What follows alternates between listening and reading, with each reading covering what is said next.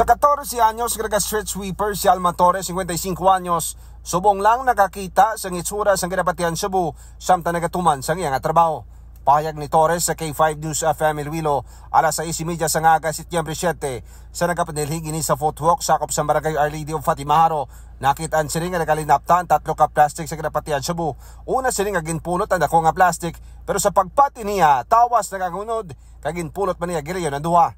Sa ginpakita sini sa isa ka individual kung kaangay bara sa plastic ang itsura sang illegal nga droga, kag dirigid kumpirmaman sang individual. Pahayag pa, gilayon nila nga gintawgan sa opisyal sa barangay, kag report sa pulis.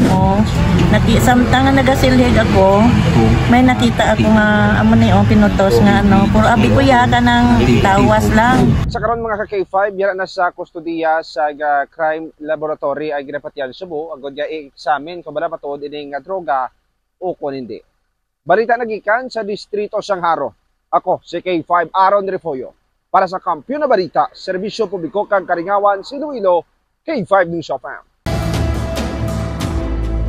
Ang ining balita ang ginadulong sa inyo sang DTX Coffee Mix. Himo sa natural nga sangka pareho sang amarkuso, chia seeds, desugared sugared cane extract powder. DTX Coffee Mix. Nakakapi ka na, naka-detox ka pa. DTX Coffee Mix. Mabakal sa mga butika.